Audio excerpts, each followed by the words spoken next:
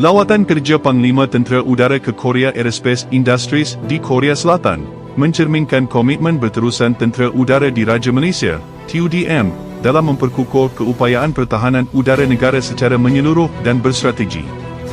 Kunjungan rasmi yang diketuai oleh Panglima Tentera Udara, Jeneral Datuk Sri Haji Muhammad Norazlan bin Aris, dengan objektif utama meninjau perkembangan semasa projek perolehan pesawat pejuang ringan FA-50 varian Malaysia, iaitu FA-50M. Lawatan tersebut telah diadakan di fasiliti utama Korea Aerospace Industries yang terletak di Sacheon, wilayah Gyeongsang Selatan, yang merupakan pusat penting pembangunan, pengujian, serta pemasangan pesawat pejuang keluaran syarikat berkenaan. Sepanjang lawatan berkenaan, Panglima Tentera Udara telah menerima taklimat komprehensif daripada pihak pengeluar berkaitan status terkini pelaksanaan projek FA-50M yang sedang dibangunkan khusus bagi memenuhi keperluan operasi TUDM. Taklimat tersebut merangkumi pelbagai aspek kritikal, termasuk kemajuan pembangunan struktur pesawat, integrasi sistem avionik moden, serta kesiapsiagaan operasi yang perlu dicapai sebelum pesawat diserahkan kepada Malaysia.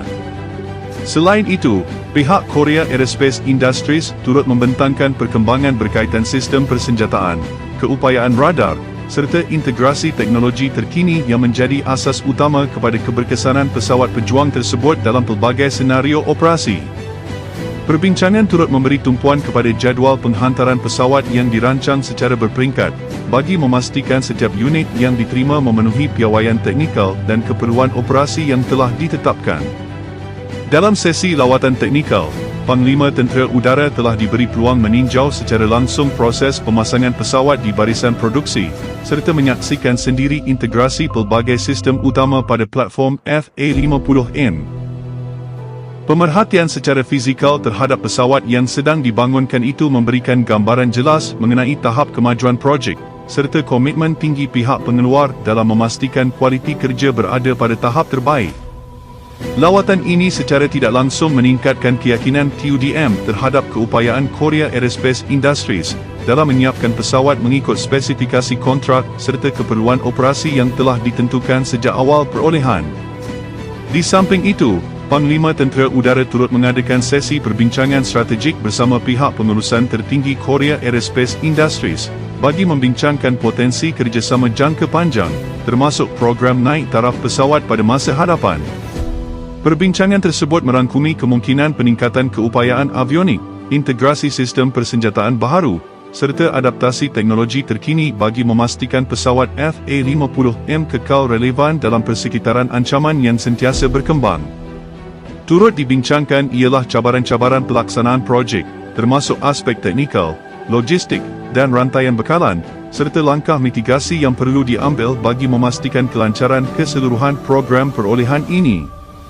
Pendekatan yang proaktif dan berfokus ini mencerminkan kesungguhan TUDM dalam memastikan setiap projek perolehan dilaksanakan secara teliti, terancang, serta memenuhi prinsip tadbir urus yang baik. Lawatan kerja ini juga selari dengan tonggak Perintah Ulung Panglima Tentera Udara yang menekankan pencapaian tahap keupayaan dan kesiagaan tertinggi Angkatan Udara dalam menghadapi cabaran keselamatan semasa. Selain itu, ia turut menyokong usaha memperkukuh kemampanan aset pertahanan udara negara melalui perancangan jangka panjang yang berdaya tahan dan berteknologi tinggi. Secara keseluruhannya, lawatan ini bukan sahaja memperkukuh hubungan kerjasama strategik antara TUDM dan Korea Aerospace Industries, malah memastikan setiap aspek pembangunan pesawat pejuang FA-50M dilaksanakan mengikut piawaian, jadual, serta keperluan operasi yang telah ditetapkan. Langkah ini juga dilihat sebagai satu usaha penting dalam memastikan TUDM terus berada pada tahap kesiapsiagaan yang optimum, serta berupaya melaksanakan peranannya dalam mempertahankan kedaulatan ruang udara negara.